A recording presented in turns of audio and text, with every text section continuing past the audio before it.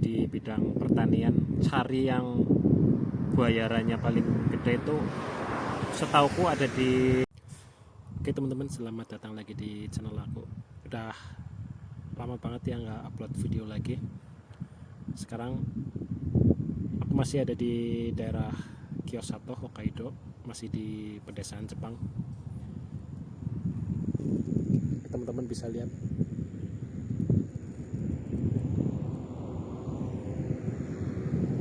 ini karena musim panennya udah selesai dan sekarang udah mulai musim tanam lagi ya, karena sebentar lagi udah mau masuk musim gugur, jadi hawanya di sini udah berangsur-angsur mulai dingin ya teman-teman.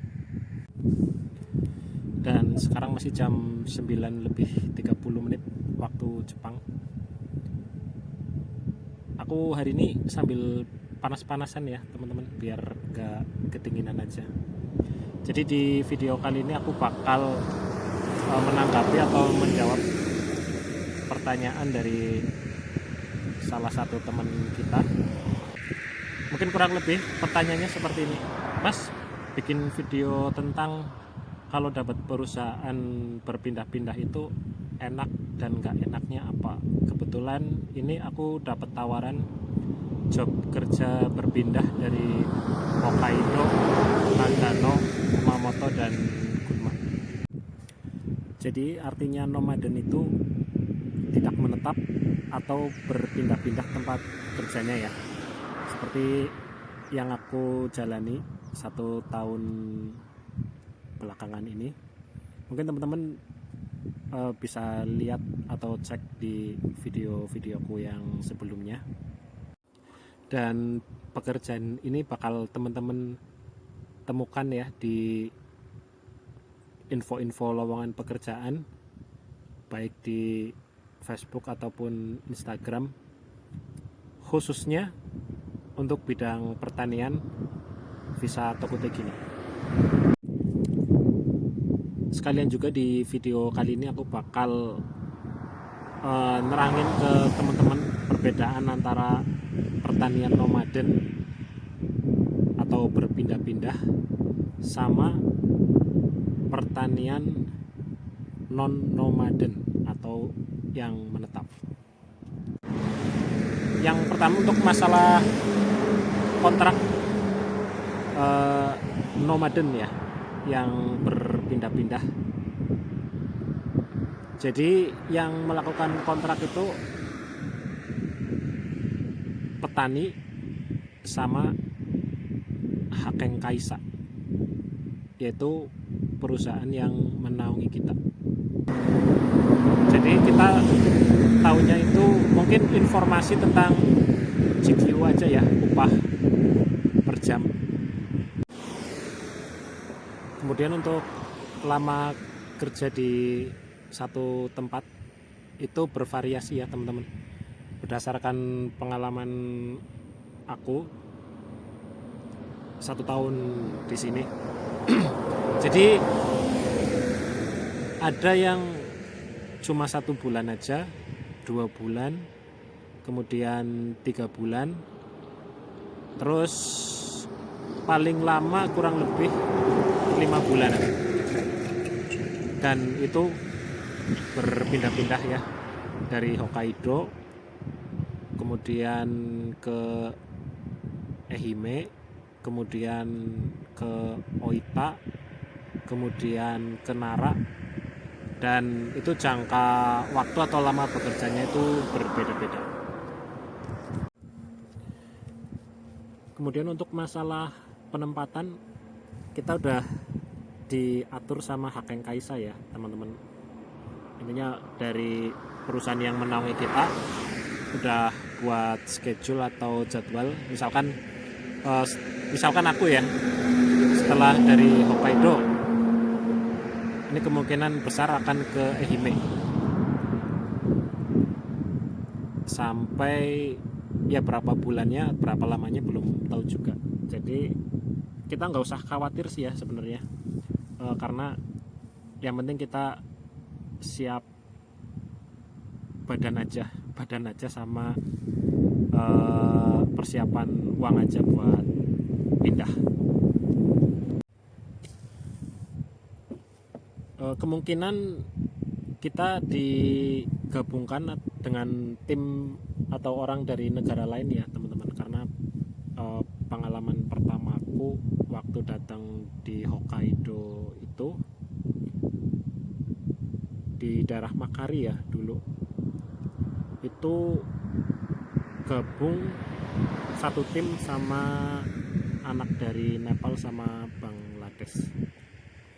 Jadi pertanian nomaden ini tidak harus selalu gabung dengan anak-anak Indonesia semua ya teman-teman.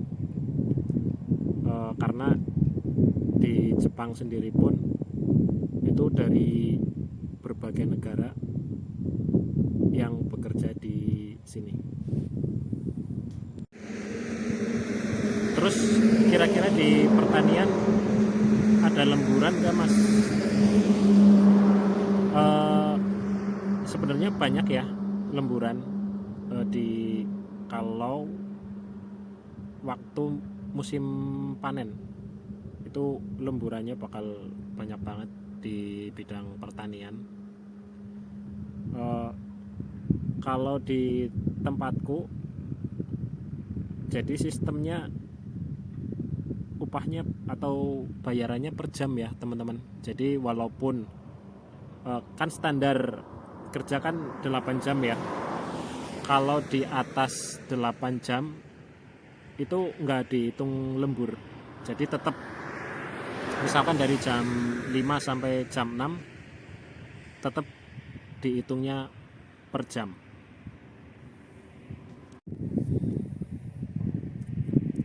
Mungkin teman-teman minat ya kerja di bidang pertanian, cari yang bayarannya paling gede itu setauku ada di daerah Nagano ya, karena temanku juga ada yang di daerah Nagano dan itu jam kerjanya gila-gilaan,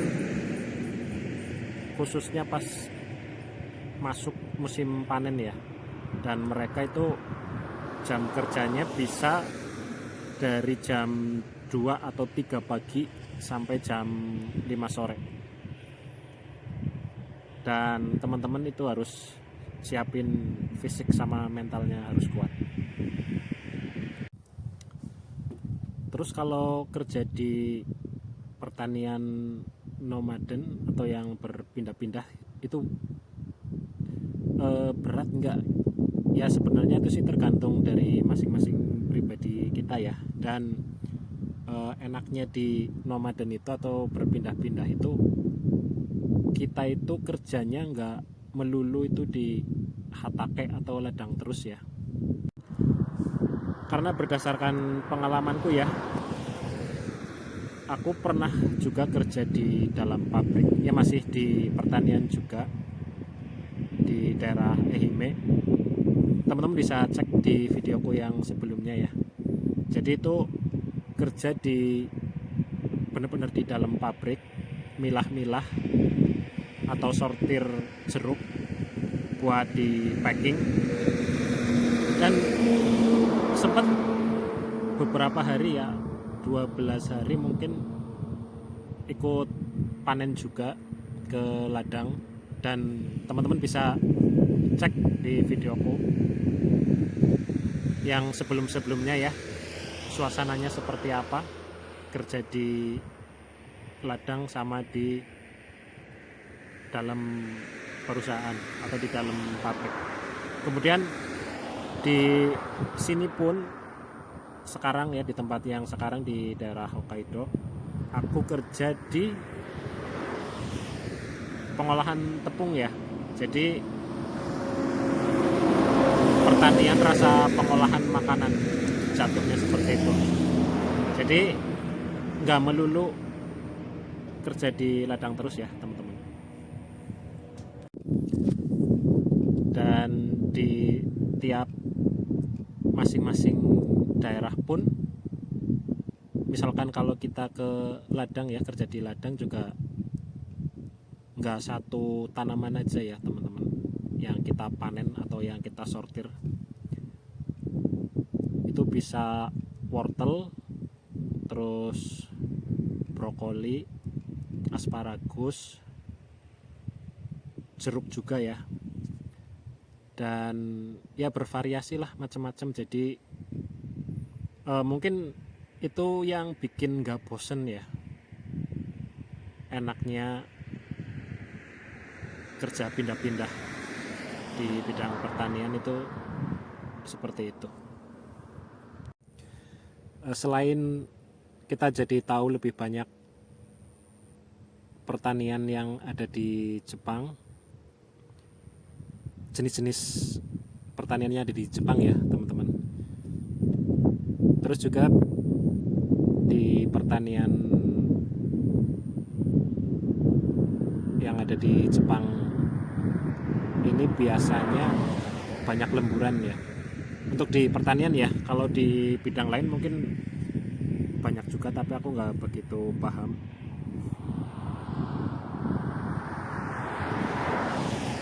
Terus kelebihan yang lain, kita juga bisa tahu daerah-daerah yang ada di seluruh Jepang ya. Karena kan kalau berdasarkan pengalamanku, bisa tahu daerah Hokkaido, terus juga daerah Ehime, kemudian Nara, Oita, dan lain sebagainya ya. Jadi secara tidak langsung itu kita bekerja sambil jalan-jalan, terus juga ketemu orang-orang baru ya, dengan berbagai karakter orang Jepang lah. Kalau pas musim dingin bisa cuti ya, atau bisa pulang ke Indonesia. Kurang lebih kelebihannya seperti itu ya teman-teman. Terus kekurangannya itu jadi untuk masalah penempatan, karena penempatannya itu random atau bara-bara ya. Jadi kita harus siap dengan situasi atau kondisi di tempat kerja baru ya. Jadi kita harus cepat-cepat adaptasi dengan lingkungan kerja baru. Kemudian untuk masalah tempat tinggal, jadi kemungkinan teman-teman itu ada yang dapat tempat tinggal yang bagus, kemudian ada yang kurang bagus tapi ya masih layak pakai. Pengalamanku di daerah Ehime ya, pernah mungkin nggak sampai 1 bulan sih dapat tempat tinggal ya yang jauh dari standar sih sebenarnya, tapi ya apa boleh buat, untungnya nggak sampai 1 bulan ya. Terus kekurangannya, kontraknya itu nggak panjang ya teman-teman, pendek-pendek seperti yang aku bilang tadi, sekitar 1 bulan 2 bulan. Kadang-kadang pas kita lagi enak-enaknya kerja, nggak kerasa udah mau selesai ya, udah mau pindah tempat lagi. Kurangannya seperti itu. Terus juga untuk pertanian, di bidang pertanian di Jepang itu, kalau musim dingin itu biasanya banyak liburnya ya teman-teman. Ini teman aku juga besok bulan 11 apa ya, belum kebagian tempat kerja baru, jadi mau nggak mau harus libur. Biasanya sih disarankan ambil cuti ya, pulang ke Indonesia dulu beberapa bulan. Mungkin itu ya kelebihan dan kekurangannya kerja di pertanian nomaden atau yang berpindah-pindah. Semoga bisa menjawab pertanyaan dari salah satu teman kita, dan ya memberikan pencerahan buat teman-teman yang lain ya yang berminat kerja di pertanian Jepang dengan visa 30 kilo. Jadi harus pikir-pikir dulu mau pilih yang bekerja menetap atau yang berpindah-pindah. Sampai di sini dulu video kita kali ini. Terima kasih buat teman-teman yang selalu support channel aku. Semoga ada manfaatnya dan bisa menghibur kalian semua. Ikuti terus video-video